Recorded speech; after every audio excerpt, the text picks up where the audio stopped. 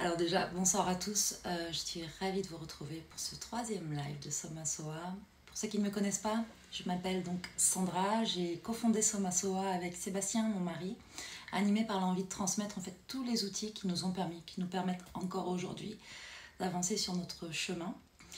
Notre objectif à travers Somasoa, c'est vraiment de permettre à chacun de se réaliser, d'aller à la rencontre de soi et de vivre conscient et inspiré. Et pour ça, donc, Somasoa, ce sont des ateliers, des coachings. Tout ça, ça va reprendre normalement après l'été.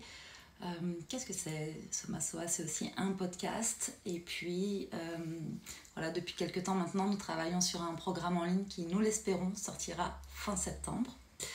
Voilà, on travaille dur pour ça.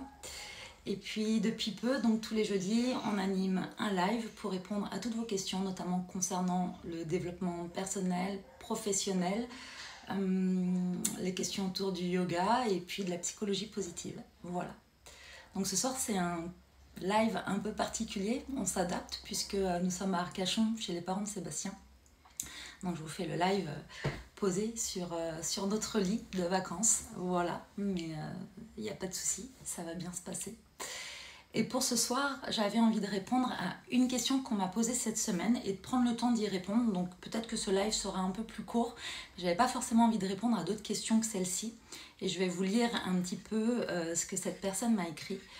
Alors, comme c'est un petit peu personnel, je fais le choix, mais généralement c'est ce que je fais, de laisser cette question anonyme. Je trouve que c'est plus confortable pour les personnes qui posent les questions. Donc voilà.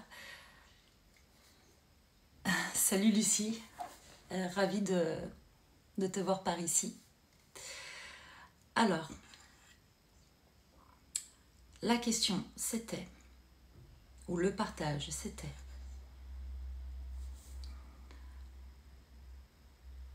alors, c'était en deux fois, je vous le lis. Donc, comment reconnaître si le sentiment qui nous envahit est l'appréhension ou la peur, voire peut-être de la jalousie, et pas simplement, l'envie de revivre un manque de respect.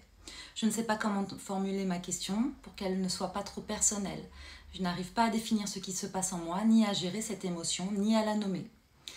Donc j'ai invité cette personne à ne pas hésiter à me poser la question vraiment de façon plus personnelle, parce que moi je pense que même quand on croit vivre quelque chose de personnel, effectivement toutes les situations sont différentes, mais ce qui est sûr, c'est que ça vient toujours faire résonner quelque chose chez quelqu'un d'autre.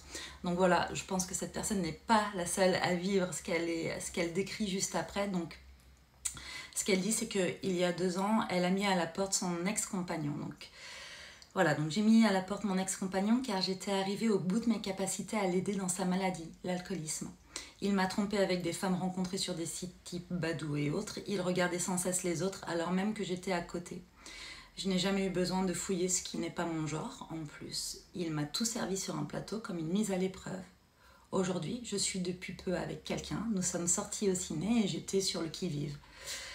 Bref, je vais pas lire le reste. En fait, ce qu'elle explique, c'est que avec la nouvelle personne avec qui elle est aujourd'hui, elle ressent des peurs, peut-être aussi de la jalousie, et qu'elle a du mal en fait à gérer cet état qui est forcément en résonance, qui fait résonner ce qu'elle a pu vivre dans son ancienne relation. Voilà.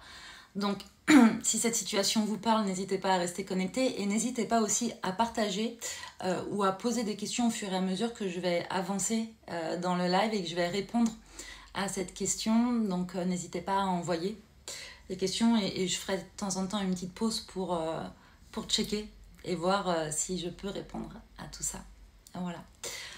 Alors, par rapport à ça, au-delà de répondre, déjà moi j'ai envie de poser quelques questions par rapport à ça. C'est quand on vit une relation toxique avec quelqu'un et qu'effectivement on s'en sort. Alors pourquoi je dis toxique? Parce que de toute façon quand on vit avec une personne qui a une problématique, soit cette personne effectivement a décidé de se faire soigner, soit ce n'est pas le cas. Et si ce n'est pas le cas, on ne peut pas aider quelqu'un qui n'a pas envie d'être aidé. Vous pouvez faire tout ce que vous voulez. S'il y a bien une chose à comprendre, c'est que vous allez vous épuiser plus qu'autre chose. Voilà, on n'aide personne quand cette personne-là ne l'a pas demandé. Et même quand quelqu'un demande à être aidé, c'est pas toujours évident. On peut soutenir son conjoint, sa conjointe, mais on ne peut pas le soigner, on ne peut pas faire les choses à sa place. Donc ça, c'est vraiment une première chose à garder en tête. Et quand malgré tout, on reste avec quelqu'un voilà, qui a cette problématique, je ne suis pas en train de vous dire que si votre conjoint ou votre conjointe a cette problématique, a cette maladie, qui est l'alcoolisme, de la quitter.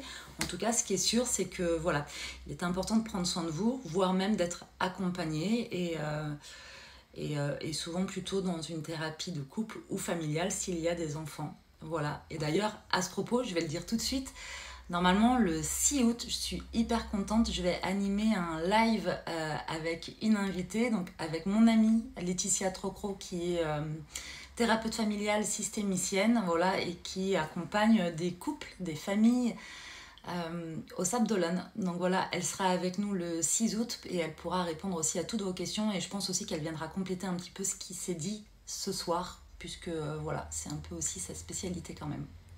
Voilà, je referme la parenthèse. Donc, par rapport à la question qu'on m'a posée, quand on a été avec quelqu'un de toxique et qu'on vit une relation après, une nouvelle relation, on a souvent tendance à se protéger, à se surprotéger, à avoir des craintes, à avoir des peurs, à avoir des réactions qui n'ont parfois pas lieu d'être, tout simplement parce que l'ego est un peu sur le qui-vive. Alors pour faire un point sur l'ego, l'ego n'est pas une bête à abattre, n'est pas un monstre à abattre. En fait, l'ego, c'est un peu, comment dire, c'est un peu comme un ange gardien tyrannique. Voilà, donc il a ses côtés positifs, il a ses côtés négatifs. Le côté positif, c'est qu'il a une vraie fonction. Sa fonction, c'est de vous protéger. C'est absolument pas de vous faire du mal. Mais comme il est un peu, comment dire, sur le qui-vive, il a tendance à aller dans des extrêmes. C'est lui qui va vous dire, par exemple, dans une situation comme celle-ci, c'est fais attention à toi, il va peut-être encore te tromper, il va te faire du mal, tu peux faire confiance à personne. Voilà. Quand l'ego a été échaudé, quand il a senti notamment que vous lui avez donné la sensation que vous ne saviez pas vous protéger ou vous respecter, c'est l'ego qui prend le dessus en étant dans cette hyper-vigilance et dans cette notion de contrôle. Donc en fait, tous les actes que cette personne va pouvoir faire, la personne avec qui vous êtes actuellement, va directement venir allumer des petites alarmes dans votre tête, dans votre mental, pour réactiver les anciennes blessures. Donc la première chose, c'est après cette relation, si tu es là, mais il me semble que oui, toi qui m'as posé cette question, c'est après cette relation, est-ce que tu es venu regarder ce que c'était venu toucher, ce que ça a touché chez toi, quelles sont les blessures, qu'est-ce que c'est venu impacter et surtout qu'est-ce que c'est venu aussi faire résonner par rapport à ton passé. Parce que si tu n'as pas fait ce travail-là, de venir regarder ce qui s'est passé pour toi, quelle part de toi s'est venue blesser, il y a de fortes chances que la relation d'après vienne de nouveau toucher des choses qu'il va falloir travailler. Sachez une chose, c'est que quand on se met avec quelqu'un, on se met toujours avec une personne qui va venir faire résonner des choses en nous, qui va venir, entre guillemets, nous obliger à venir travailler des choses, d'accord ? C'est pas forcément négatif, donc plus on a avancé dans son cheminement personnel et moins effectivement on va choisir inconsciemment une personne qui va venir faire résonner ces choses qui sont inconfortables en nous, et moins on le fait et plus la vie nous met face à ça, d'accord ? Donc sachez que quand vous avez un partenaire qui vous énerve toujours pour une chose, c'est que ça vous allez devoir le travailler. Je m'explique. Par exemple, si vous êtes dans le contrôle, dans l'hypervigilance tout le temps, il y a de fortes chances pour que vous vous mettiez avec quelqu'un qui se laisse complètement aller, qui se repose sur vous. Ça, c'est tout simplement parce que... Alors, vous allez râler, mais cette personne-là, inconsciemment, vous l'avez aussi choisie parce qu'elle allait pouvoir vous permettre de rester dans le contrôle et la vigilance. Donc, réfléchissez bien au fait qu'à chaque fois qu'on finit par râler très souvent pour quelque chose vis-à-vis de notre conjoint ou notre conjointe, souvent, c'est quand même quelque chose qui nous a séduit, même si c'est inconscient. Parce que voilà, on a ça à travailler, l'hypervigilance et le contrôle, c'est quand même pas top au quotidien, ça fatigue, ça génère du stress et de la charge mentale. Je sais de quoi je parle, hein, je fais partie de ces personnes-là qui peuvent être dans des moments de fragilité, dans cette hypervigilance, dans cette notion de contrôle. Donc voilà. Donc, je reprends mon fil, je suis désolée, je suis un peu en train de me perdre, j'espère que vous, je ne vous perds pas. Non. Quand tu t'es mis avec cette personne qui t'a trompé, qui t'a fait souffrir, est-ce que lorsque tu t'es séparé de cette personne-là, est-ce que tu es venu donc regarder en toi les blessures? Qu'est-ce que c'est venu toucher chez toi? Si tu ne le fais pas, effectivement, la nouvelle personne, et c'est exactement ce qui se passe, puisque dans le deuxième message que tu expliques, c'est que cette deuxième personne-là, elle est aussi inscrite sur ce type de site de rencontre. Et du coup, ça vient allumer une alarme chez toi. C'est pas pour rien, c'est parce que à un moment donné, la personne d'avant, elle est sans doute venue blesser des parts de toi, et notamment la confiance que tu pouvais avoir en toi. Tout simplement pourquoi? Parce que quand quelqu'un nous trahit, nous trompe, quand il y a de l'infidélité dans le couple, ce qui est terrible, c'est que souvent on ne perd pas forcément confiance. On a l'impression qu'on perd confiance en cette personne-là, mais on perd souvent confiance plutôt en nous-mêmes. Pourquoi? Parce qu'on a la sensation qu'on n'a pas su se protéger. D'accord? On n'a pas vu le truc venir. Et même quand on a eu l'intuition qu'il se passait quelque chose, parfois on n'a pas voulu voir. Donc en plus, on perd confiance en soi parce qu'on a la sensation qu'on ne sait pas se protéger.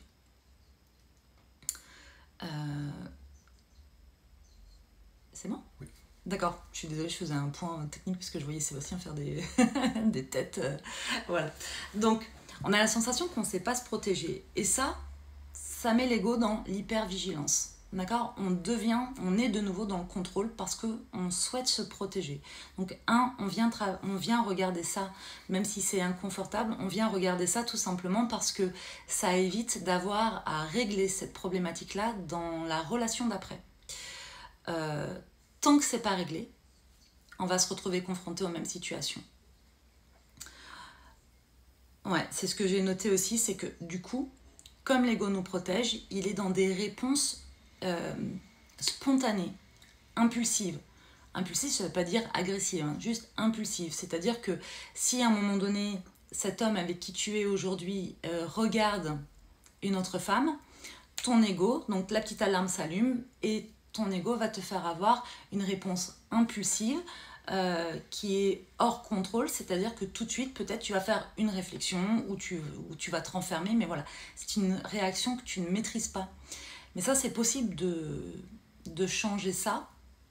Ça demande vraiment à être, comment dire, dans l'observation de ce processus qui se met en place avant. Donc, qu'est-ce qui te conduit à cette situation inconfortable? Qu'est-ce qui te conduit à répondre de cette façon-là? Et quelle est la réponse qui se met en place? Une fois que tu as vu ça, ça ne va pas être réglé. Mais plus tu vas observer ça, plus tu vas aussi remercier le fait que ça a une fonction, cet ego. Si tu as cette réaction, c'est pas pour te faire du mal, c'est à la base pour te protéger. Donc c'est aussi accepter que ça a une fonction et que ça en a eu une qui était importante, puisque ça t'a permis notamment de sortir d'une relation qui n'était pas bonne pour toi. Et une fois que tu as fait ça, c'est de faire des exercices. Moi, je suis toujours pour les exercices de respiration. En fait, tout ce qui va faire redescendre dans le corps et éviter d'être coincé dans le mental. Donc ça va passer par de la marche, de la danse, du chant, de la relaxation, de la méditation, du yoga, enfin, peu importe ce que tu fais. Donc ça va forcément passer par des choses. Il faut redescendre dans le corps. Il ne faut pas rester dans la tête. Il ne faut pas rester coincé dans le mental. Dans ce genre de réaction, c'est le meilleur moyen de calmer l'ego. Voilà. Ensuite, par rapport à cette perte de confiance, donc c'est ce que je disais juste avant. Généralement, quand on vit une infidélité, quand on se sent trahi, trompé, on perd confiance en l'autre, mais on perd surtout confiance en soi, parce qu'on s'est donné l'impression qu'on ne savait pas se protéger. Pour ça, il y a quelque chose qui est très important, que vous soyez déjà en relation, que vous soyez dans une nouvelle relation ou que vous attendiez une future relation, c'est de réfléchir à vos valeurs. Quelles sont vos valeurs à vous? Quelles sont les valeurs qui sont importantes pour vous dans un couple? Et notez-les. Voilà. Moi, à chaque fois que j'accompagne des personnes dans ces situations-là, je leur fais faire une tonne de listes. Et ça fait partie des listes à faire. quelles sont vos valeurs, qu'est-ce qui est important pour vous. Plus jeune, j'avais une tante qui me disait se mettre avec quelqu'un, choisir quelqu'un qui a des qualités, c'est facile, mais ça ne sert pas à grand-chose. Tout le monde a des qualités. Ce qui est important, c'est de choisir quelqu'un avec des défauts que tu pourras supporter. Bon. Et ben en fait, moi, je trouve que c'est pas si bête. C'est qu'à un moment donné, quand on connaît ses valeurs et qu'on sait ce qui est important pour soi, c'est de se dire que si l'autre en face dépasse les frontières qu'on a posées, on a assez confiance en soi pour se dire que ce sera terminé. Voilà. Et dans ces cas-là, il n'y a pas besoin d'être dans cette hyper-vigilance, il n'y a pas besoin d'être dans la peur d'eux, parce qu'on est très au clair avec ce qu'on est en capacité d'accepter et ce qui est inacceptable. Qu'est-ce qui est négociable? Qu'est-ce qui n'est pas négociable? C'est vraiment, pour moi, la base. La base dans un couple, c'est la base pour être dans une bonne communication de couple, c'est la base pour s'aimer, pour se respecter soi, pour se respecter et s'aimer à deux. D'accord? Donc, quelles sont vos valeurs? Quelles sont les limites qu'il ne faut pas franchir? Tout ça, il faut vous les noter. Est-ce que vous, quelqu'un qui est tout le temps en retard, c'est ok? Mais est-ce que quelqu'un qui ment, alors ça, c'est sûr, c'est niette. Et bien, si vous êtes sûr que quelqu'un qui ment, c'est niette, très bien. Vous vous mettez avec quelqu'un qui commence à mentir, vous faites marche arrière en fait, vous vous retirez. Ce qui est compliqué, c'est quand vous vous êtes dit ça, c'est sûr, c'est pas possible. Pour moi, si j'accepte ça, ça vient toucher à mes valeurs. Si vous acceptez ça, une fois, deux fois, trois fois, ça va vous faire perdre confiance en vous, en votre faculté à vous protéger. Même si vous n'êtes pas en grand danger à ce moment-là, n'empêche que votre ego va commencer à intensifier sa garde, sa vigilance et vous mettre dans des situations, où vous allez, dans cette hypervigilance, vous allez, être à l'affût de tous les signes qui vont faire que vous captez que l'autre est en train de mentir, par exemple. D'accord? Donc, c'est hyper important. Quelles sont vos frontières? Qu'est-ce qui n'est pas acceptable pour vous? Et ça, vous pouvez le mettre en place que si avant vous êtes très au clair avec quelles sont vos valeurs. Voilà. Je ne sais pas si ça c'est clair pour tout le monde. Donc, quelles sont vos valeurs? Frontières à ne pas franchir. Ça marche en amour, ça marche en amitié, ça marche au travail, peu importe. Ça marche dans toutes les situations et dans tous les contextes de votre vie.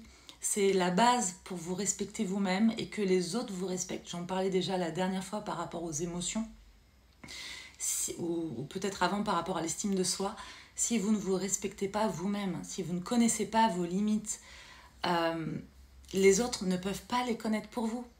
Si vous acceptez que quelques personnes franchissent vos limites et soient, dans la contradiction de vos valeurs, mettent à mal vos valeurs, vous allez l'accepter d'à peu près tout le monde. Personne ne peut connaître vos limites si vous ne les connaissez pas. Alors, j'ai tellement eu de mal pour le travail. Ouais, le travail, c'est une sphère aussi qui est... où c'est difficile, c'est pour ça que souvent, moi, je conseille de mettre en place des choses avec des personnes avec qui on se sent à l'aise, assez à l'aise pour se tester en fait. Notamment, j'avais abordé le fait de savoir dire non, de se positionner. Et c'est vrai que c'est plus facile de commencer avec son entourage plutôt qu'au travail. Mais il n'empêche qu'au travail, ça reste aussi très important.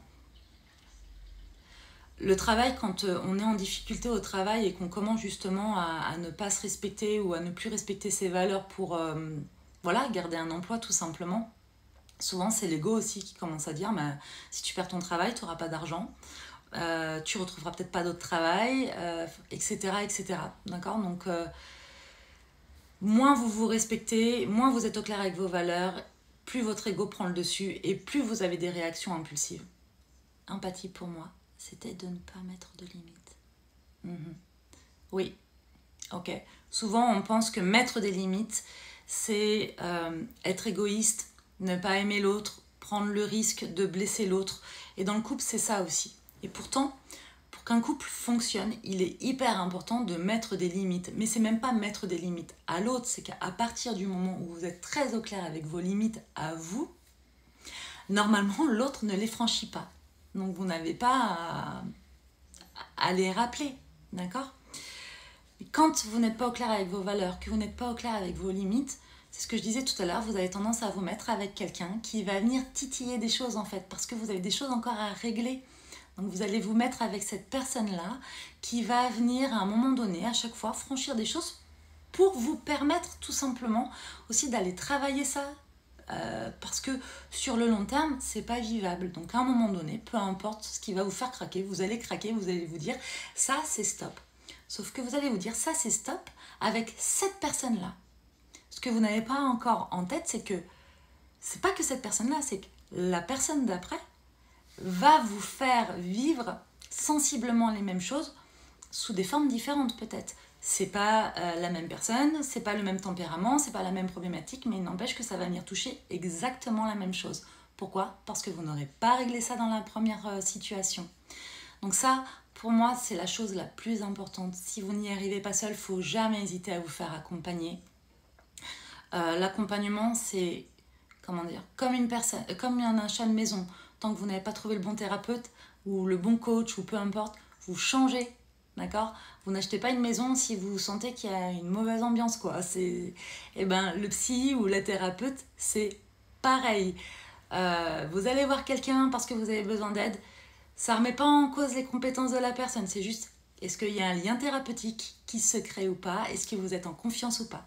Si c'est OK, vous foncez et vous pouvez être accompagné. C'est ce qui va aussi vous permettre notamment de ne pas être dans cette reproduction de schémas tout le temps comme une espèce de cercle vicieux. À un moment donné, vous allez détricoter le truc, vous allez comprendre, ok, je suis dans ce schéma-là depuis le début avec les hommes ou avec les femmes. Pourquoi ? Parce que peut-être dans mon enfance, j'ai vécu ci, j'ai vécu ça. Ok, une fois qu'on sait ça, quelles sont mes ressources aujourd'hui pour avancer, pour faire différemment ?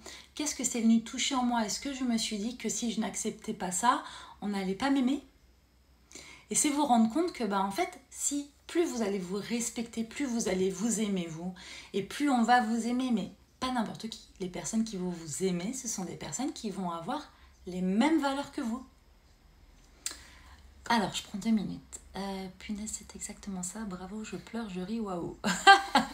Cool, c'est plein d'émotions, ça, c'est super. Ok. Ensuite, qu'est-ce que je me suis notée ? Oui, donc qu'est-ce qui vient faire réactiver, poser les limites, les frontières, ça je l'ai dit. Il y a un truc maintenant qui est hyper aussi important pour moi dans ce genre de situation. C'est quand la première relation elle a été toxique, elle nous a fait perdre confiance en nous. La deuxième, il y a des similitudes, ou des choses qui viennent réactiver, même s'il n'y a pas de tromperie, même s'il n'y a pas d'alcoolisme ou autre. Et pourtant, dans le message là que j'ai reçu, dans la question que j'ai reçue, il y a des petites choses qui viennent réactiver. Souvent, on se dit, non mais c'est moi, j'hallucine, c'est moi qui suis dans des peurs, je dois me maîtriser, je dois me contrôler. C'est pas normal que je sois jalouse, c'est pas normal que je sois dans des peurs, je suis chiante. Alors ça, pour le coup, attention, c'est mon côté féministe qui se réveille, j'annonce. Pour le coup, nous les femmes, on a souvent été là-dedans. Hein. Elle est hystérique, elle est chiante, elle est casse-pied. Ça, c'est le terme poli du truc. Elle a ses règles, enfin bon, peu importe. Tout pour qu'à un moment donné, en tant que femme, on se dise que pour avoir un homme qui nous aime, il faut qu'on soit toute mignonne et toute gentille et surtout qu'on ne se montre pas trop sous notre vrai jour, qu'on ne parle pas trop de nos peurs, qu'on ne pose pas encore une fois des limites, qu'on ne parle pas de nos valeurs, bref, qu'on ne se respecte pas. Ça, c'est faux. À partir du moment, je vous le répète encore une fois, à partir du moment où vous connaissez vos valeurs, vous connaissez vos limites, et vous vous aimez, vous vous respectez, vous allez rencontrer quelqu'un qui va aussi être dans les mêmes valeurs et qui ne tentera pas de franchir vos limites. Et si à un moment donné, malencontreusement, cette personne a fait quelque chose qui vous blesse, une discussion, le dialogue suffira pour que chacun se rende compte que, ok, c'est bon, j'ai compris, on va trouver un moyen de faire différemment et on fait différemment. Voilà. Zénibule qui dit mode culpabilité. Oui, beaucoup. Mode culpabilité pour les femmes, oui, en plus, c'est ça. Donc on ne tombe pas dans ce piège-là, on ne se dit pas que si on se montre sur son vrai jour, personne ne va nous aimer. Ça, c'est pas vrai. Donc pour revenir un petit peu en arrière, là où je voulais en venir, c'est que du coup, on perd confiance en soi, on se dit que la nouvelle personne avec qui on est, n'a rien fait de mal, on ne peut pas se permettre d'être jalouse, on ne peut pas se permettre d'être embêtante ou de se positionner ou de dire... Donc là, dans la question, l'exemple concret, c'était cette personne-là, donc cette deuxième personne. Elle est aussi sur des sites de rencontres, notamment Badoo. Elle a enlevé l'application, mais elle a toujours son compte en ligne. Ouais, ok, bien sûr que ça vient faire résonner, puisque l'ex d'avant, il était aussi sur des sites de rencontres, il y avait aussi des trahisons, et il ne prenait pas la peine de se cacher d'ailleurs. Ça montre, et moi ce que je viens questionner, c'est qu'est-ce qui faisait qu'il ne prenait pas la peine de se cacher?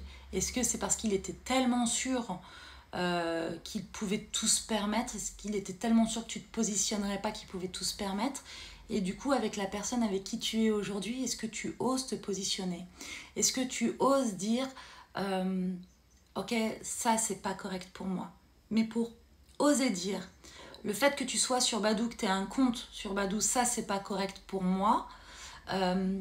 Pour ça, ça demande à ce que toi tu sois très au clair avec le fait que c'est pas correct pour toi, que ça vient toucher à tes valeurs.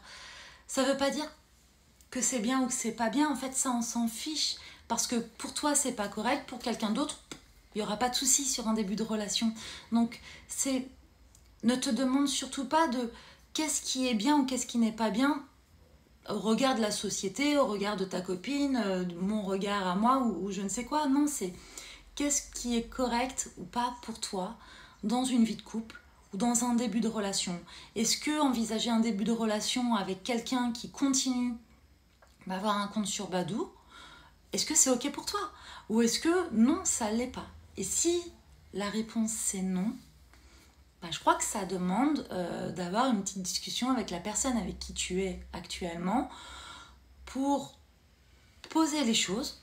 Ça ne veut pas dire imposer.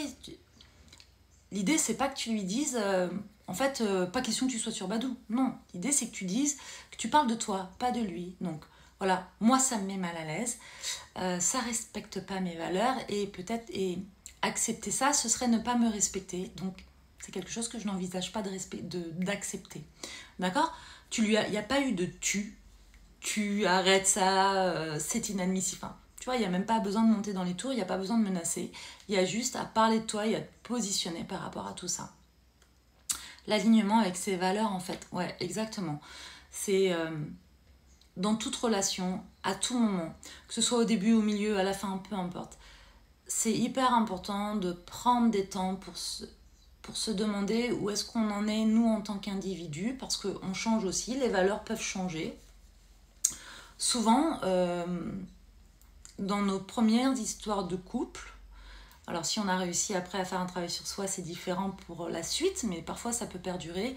Souvent, on a tendance à avoir des valeurs qu'on nous a transmises, donc à reproduire certaines choses qu'on a vues chez nos parents, ou au contraire de prendre le contre-pied de ce qu'on a vécu ou de ce qu'on a vu chez nos parents, au sein de leur couple notamment.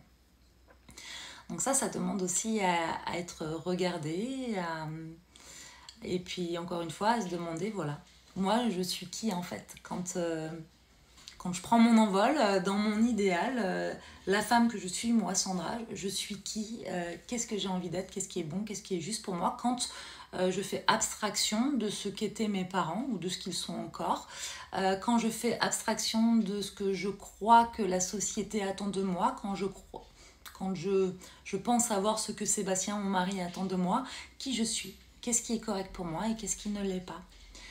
Et une fois que je sais ça, eh bien, c'est plus facile pour moi de me positionner au boulot, avec Sébastien, auprès de mes amis. Voilà. Ça ne veut pas dire que tout le monde est content, mais parfois, oui, quand on se positionne, on perd des gens sur la route, comme ça.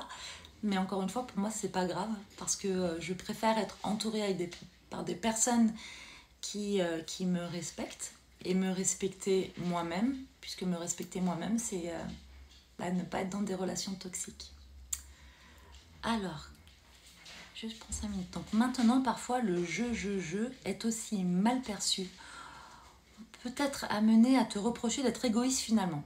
Oui, Alors, effectivement, sauf qu'on s'en sort plus parce que le tu est agressif et l'autre, de toute façon, quand tu lui dis tu quelque chose, ils se sont agressés, ils se referment, la communication est terminée. Et le jeu, effectivement, ça peut paraître un peu nombriliste, un peu égocentrique et égoïste. Bon. Alors, pour moi, déjà, le terme d'égoïsme, c'est pas un terme négatif. J'en ai déjà parlé dans le live précédent, il me semble. Être égoïste, c'est penser à soi. Et penser à soi, c'est contribuer à son bien-être. Et moi, je crois qu'on est bien avec les autres à partir du moment où on est bien avec soi-même. Ça, c'est la première chose. Ensuite, dans un conflit, ou dans... pas forcément dans un conflit, mais dans un moment où on n'est pas d'accord avec l'autre. Si vous employez le tu, encore une fois, c'est agressif. Si vous employez le jeu pour parler de votre émotion dans le moment où vous êtes en train de vivre, c'est différent que de parler en jeu en refaisant l'histoire. Quand il se passe ça, je suis triste, qui va vous reprocher d'être triste? D'accord? Personne va vous dire, bah non, t'es pas triste, en fait, t'es joyeuse. Non, personne. C'est pour ça que je dis, le jeu dans ces cas-là, il est important. Maintenant, le jeu qui peut être un peu embêtant, c'est quand, par exemple, je sais pas, moi, je vais discuter avec quelqu'un qui va me raconter une histoire et puis je vais dire ah ouais, moi aussi toutes les 2 minutes. Bon bah là effectivement le jeu il est un peu auto-centré, on n'est pas du tout dans l'écoute de ce que dit la personne en face, on est juste dans le jeu moi. Donc faut faire la part des choses, hein, d'accord? Maintenant si vous discutez avec la personne avec qui vous vivez, ou pas d'ailleurs, mais avec quelqu'un, vous discutez parce que vous avez besoin de vous positionner par rapport à quelque chose qui ne vous a pas plu, que vous employez le jeu pour parler d'une émotion ou d'un inconfort que vous êtes en train de vivre, ou d'un besoin que vous exprimez, et que la personne en face vous dit t'es trop égoïste parce que tu parles en jeu, clairement c'est que cette personne-là, elle n'est pas du tout enclin à la discussion. Elle a juste envie de couper le dialogue, d'accord? Toutes les personnes qui ne vont pas écouter le fond de votre message, mais qui vont s'arrêter sur des petits mots comme ça, ou une façon de faire, ou une façon de dire, des personnes qui vont avoir envie de discréditer votre propos pour pouvoir s'en sortir, quoi. Alors, j'entends bien, oui, effectivement. Ok. Je reviens à ce que je voulais dire, parce qu'en fait, j'ai toujours pas terminé ce que je voulais dire avant, quand je dis que avec cette deuxième personne, ce qui est important, c'est de vous positionner. En fait, si cette deuxième personne, c'est pas correct pour toi, qu'elle soit sur des sites de rencontres encore maintenant, alors que vous êtes dans votre relation, même si c'est le début de relation, si c'est pas ok pour toi, ne te pose pas la question de si c'est bien ou si c'est pas bien que ce soit pas correct pour toi. Ne te pose pas la question de savoir si c'est bien ou pas bien que tu sois jalouse ou sur le qui-vive. On s'en fiche de savoir si c'est bien ou si c'est pas bien. Ce qui est important en fait, c'est qu'est-ce que ça te renvoie à toi. Pourquoi ça te fait souffrir toi? Qu'est-ce qui te met dans l'inconfort? Et parfois, c'est pas l'ego. Parfois, c'est l'intuition aussi qui envoie des messages. D'accord?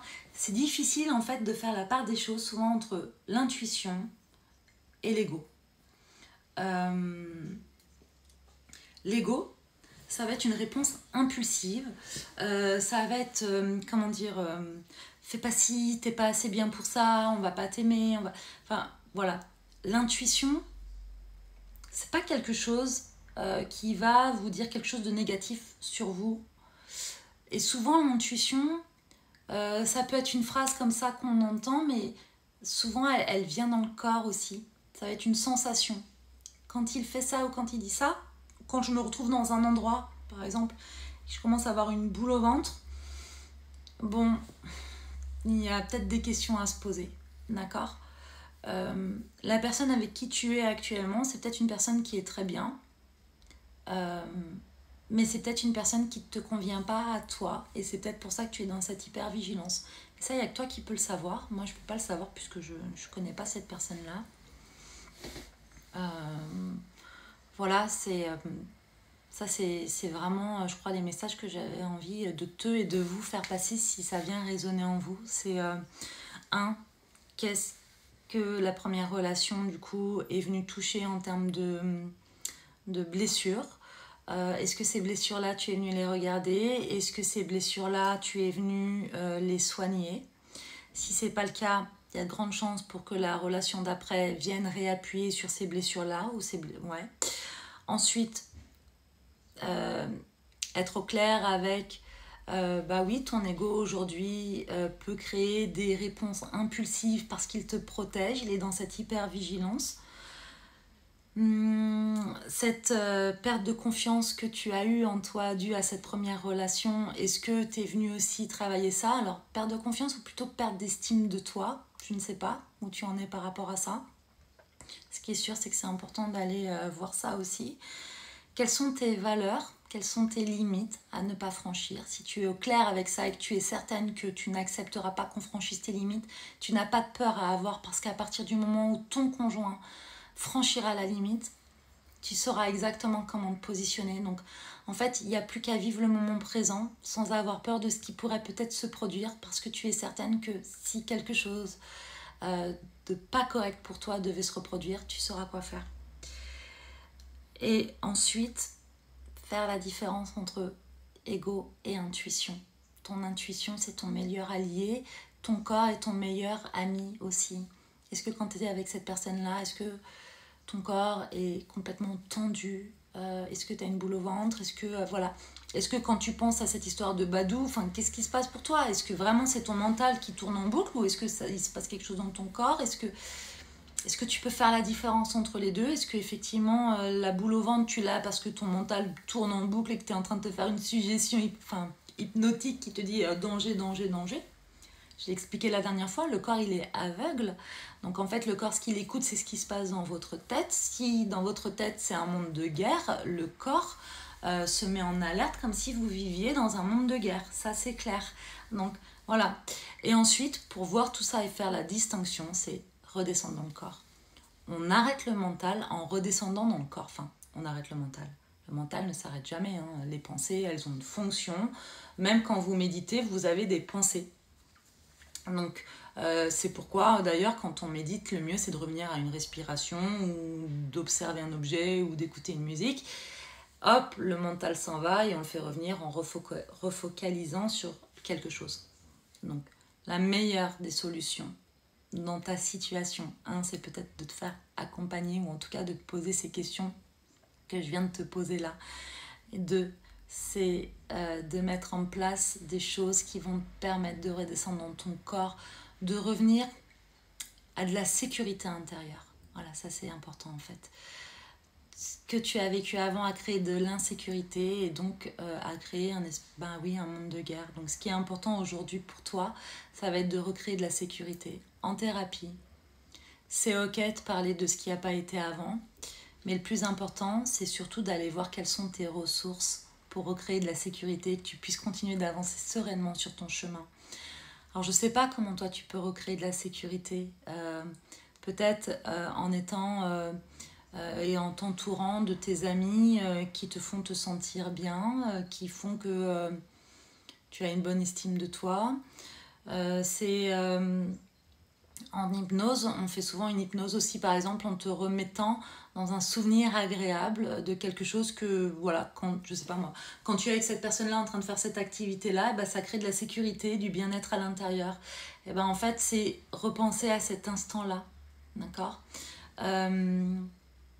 Repense aussi peut-être à toutes les fois où tu as su te positionner. Parce que tu vois, la personne d'avant, si tu as réussi à la quitter, c'est qu'à un moment donné, il y a quelque chose qui est venu vibrer en toi qui était plus fort que la peur d'être seule ou la peur de ne pas aimer ou la peur de blesser l'autre ou la culpabilité, peu importe. Mais ce qui est sûr, c'est qu'il y a quelque chose qui a vibré en toi qui était plus fort que ça. L'amour, le respect pour toi-même, l'estime de toi-même, l'instinct de survie, je ne sais pas, mais quelque chose a vibré très fort. Va te reconnecter à ça, parce que ça, c'est la clé. Ça, c'est super. Tu l'as, en fait, cet instinct de survie, comme beaucoup d'autres. Donc, c'est là, peut-être qu'il y a quelque chose aussi à aller chercher. Et tu as des ressources, tu as des capacités. Et dis-toi bien qu'une chose, c'est que si la personne avec qui tu es actuellement, c'est pas OK, arrête. Le début de relation, ça doit être ok. Le début de relation, c'est ce qui va faire que plus tard, quand ça ira moins bien parce que tu seras submergé peut-être par un quotidien, tu repenseras à ton début de relation. Et c'est important que ce soit ok, ce début de relation. Ça ne veut pas dire qu'on doit se raconter des histoires, on doit se mentir pour que tout paraisse beau. Non, on se montre tel qu'on est. Et plus on va se montrer tel qu'on est, donc toi y compris, plus l'autre, plus les deux protagonistes du couple vont savoir si ce couple-là, il est ok ou pas. Plus on se travestit, plus on cache des choses, plus on essaie de faire plaisir à l'autre alors que c'est pas ok pour soi, et plus on prend de risques d'être dans un couple qui ne nous convient pas. Ça, c'est comme tout. Si à un moment donné, vous vous travestissez je sais pas moi, je vais vous donner un exemple tout bête. Moi, quand j'ai commencé à m'installer à mon compte en tant que psychothérapeute, j'allais bosser brushingée, maquillée, comme je sais pas quoi, sur mes talons et limite en tailleur, mais parce que c'était mon style à l'époque. Et puis, j'attirais des patients aussi qui aimaient ça. Et puis, à un moment donné, je me suis dit, mais en fait, moi, ce que j'aime, c'est travailler pieds nus, avoir un look bohème, enfin, j'en sais rien. Et je me disais au début, mais non, mais je peux pas faire ça, en fait. Les gens vont pas me prendre au sérieux. Et puis, je me suis dit, ouais, mais c'est ça qui est correct pour moi. Donc, j'ai commencé à travailler pieds nus comme ça. Et les gens que j'ai attirés, en fait, au travail, qui sont venus me voir, c'était des gens aussi qui appréciaient ça, qui appréciaient d'arriver dans mon cabinet, de se déchausser et de mettre les pieds sur mon fauteuil. Bon, bah c'est ok. Dans le couple, c'est pareil. Si à un moment donné, vous acceptez de montrer ce que vous aimez, ce que vous êtes, et ben vous avez plus de chances d'attirer à vous les personnes qui vont correspondre à votre vibration. Voilà. Punaise, je me vois bien là. Ouais. Alors, attends, j'ai vu qu'il y avait d'autres choses. Yes, ego, intuition, je note. Ouais, tout résonne. Voilà. Mon intuition m'a rarement trompée, effectivement, qui finalement m'a induit dans un doute fondé au final. Ouais, souvent on a tendance à mettre son intuition de côté, à ne pas l'écouter, et puis en fait, avec le temps, on se dit, bah mince, si j'avais su, j'aurais écouté mon intuition parce qu'elle m'avait bien. Elle m'avait prévenu en fait, elle savait déjà les choses. C'est pour ça qu'en fait, et le yoga est super pour ça, calmer le mental, c'est primordial. C'est primordial parce que plus vous allez calmer votre mental et plus vous allez faire de la place à votre intuition. Votre intuition, plus elle va prendre de la place et plus votre ego va se calmer. Concernant votre ego, en début d'atelier, moi je fais toujours faire un petit exercice dans le cercle d'ouverture. Donc généralement les ateliers ils commencent toujours de la même façon, c'est-à-dire que 1, j'expose les règles pour que tout se passe bien pour tout le monde, et 2, je fais faire un petit exercice pour l'ego, c'est-à-dire que je vais demander à tout le monde de fermer ses yeux et puis de visualiser votre ego sous la forme d'un personnage connu ou inconnu, un personnage que vous connaissez, un dessin animé, enfin peu importe. Et une fois que vous le visualisez sous la forme d'un personnage, vous lui donnez un prénom à votre ego. Et puis ensuite, en fait, je demande à chacun dans le cercle déjà de prendre un temps pour remercier votre ego, parce que ça c'est hyper important, hein. Votre ego, encore une fois, c'est pas votre ennemi, il a un boulot qui est pas évident, hein. Il bosse très dur pour vous 24 heures sur 24 comme ça, dans cette hyper vigilance. Il est tyrannique, mais bon, n'empêche qu'il est toujours là.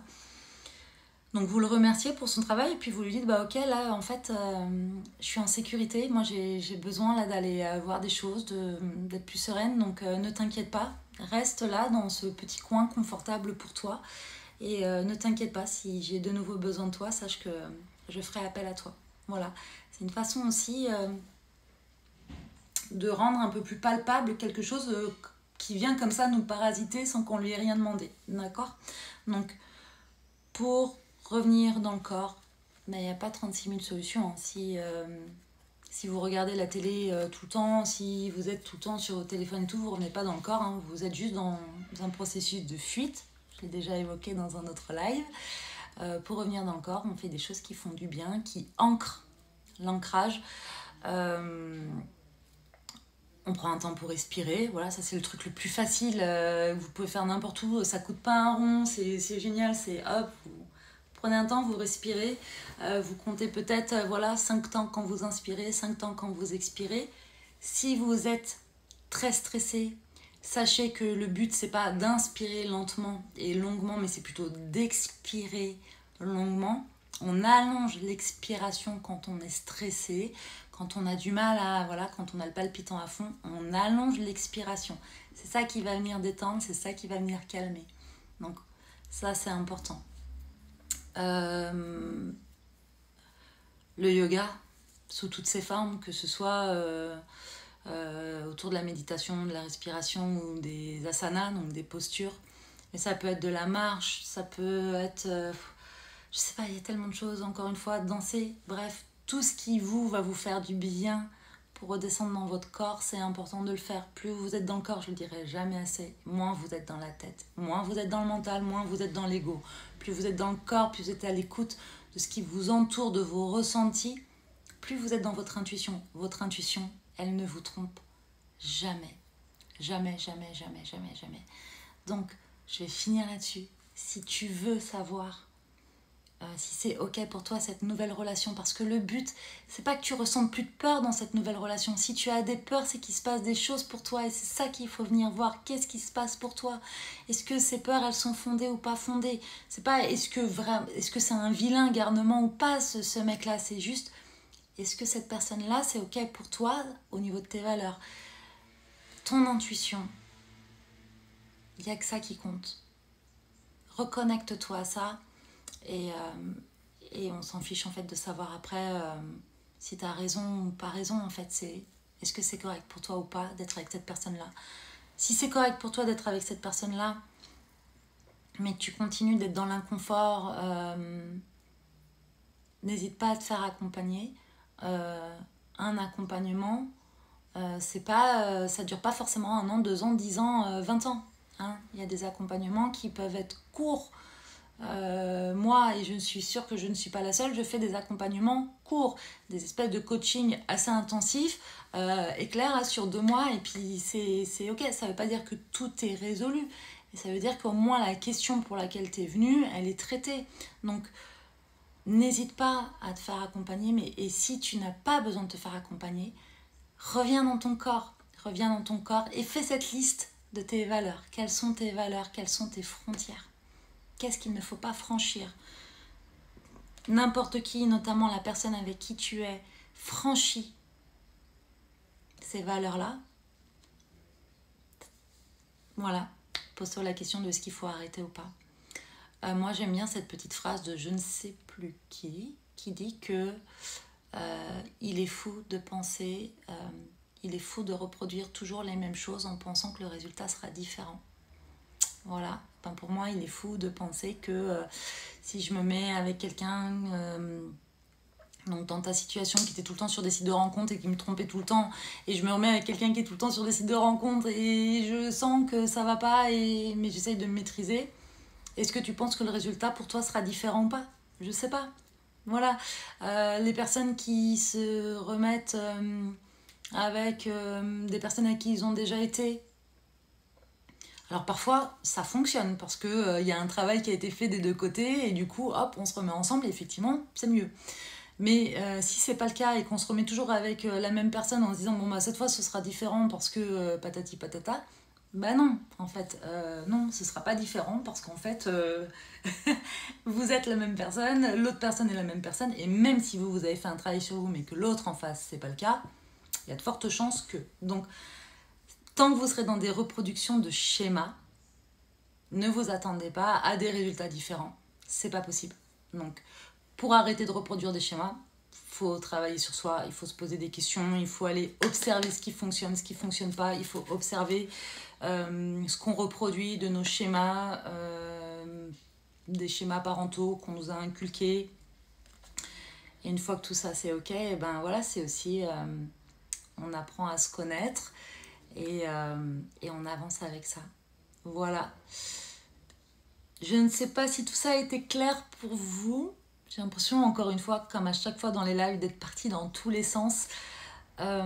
Si vous avez des questions, n'hésitez pas à me les poser. Salut Jennifer.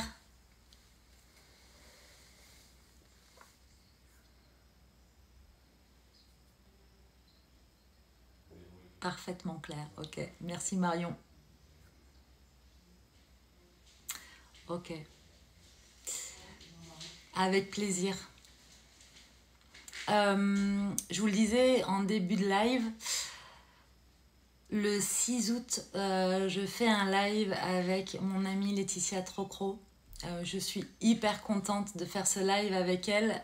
Pour elle, je crois que ça va être un petit peu stressant, mais j'ai toute confiance en elle. C'est quelqu'un de passionnant, qui est très investi et qui est thérapeute familiale, systémicienne, qui accompagne notamment des couples, des familles, sur les sables, sur Olonne, enfin voilà, et un peu partout parce qu'elle a tendance à faire de la route pour se déplacer, travailler. Donc voilà, et du coup, elle sera avec moi le 6 août pour répondre aussi à vos questions, voilà, autour du couple, de la famille, de la thérapie familiale, conjugale, etc., etc. Donc si vous avez des questions, n'hésitez pas à me les envoyer en message privé parce que moi je vais tout noter et puis comme ça me permettra de lui poser les questions que vous m'avez déjà posées, que vous m'avez envoyées et elle prendra le temps d'y répondre. Voilà, je pense qu'on refera un petit live d'1 heure du coup, donc c'est le 6 août. Donc d'ici là, mais je vous le rappellerai de toute façon, n'hésitez pas à envoyer toutes les questions que vous voulez poser à Laetitia et puis elle se fera une joie d'y répondre. Voilà. Alors juste, je regarde tout ça. Zénibule, c'est Christelle. Enchantée Christelle. Ok. Bon, eh ben, je vais m'arrêter là. Je suis ravie de vous avoir retrouvé ce soir. Pour jeudi prochain, de la même manière, eh ben, le live jeudi à 19h. On aura changé de lieu. Normalement, on sera plutôt du côté de Béziers chez mes parents cette fois. Voilà, mais le live aura bien lieu. Je pense que je vais prendre le temps de répondre à des questions que j'ai déjà eues. Je ferai peut-être un petit sondage parce que j'ai eu des questions notamment concernant notre formation qu'on a faite pour être professeur de yoga. Je ne sais pas si je fais un live par rapport à ça ou si je fais une vidéo. Donc je ferai peut-être un petit sondage pour voir ce qui est le mieux pour vous. J'ai eu des questions par rapport au yoga et encore des questions aussi par rapport aux émotions. Si vous avez d'autres questions, n'hésitez pas à me les envoyer. Donc souvent, je mets une petite boîte pour m'envoyer les questions, mais n'attendez pas qu'il y ait cette petite boîte. Envoyez-moi les questions quand vous les avez en tête en message privé. Pourquoi ? Parce que je les note et ensuite, je m'organise dans les questions. J'en regroupe plusieurs quand c'est sur le même thème et puis ensuite, je prends le temps d'y répondre. Voilà. Merci à tous d'avoir été présents. Je vous souhaite une belle soirée. Je vous dis à bientôt. Le live sera en replay, donc en IGTV. Merci beaucoup. Bonne soirée.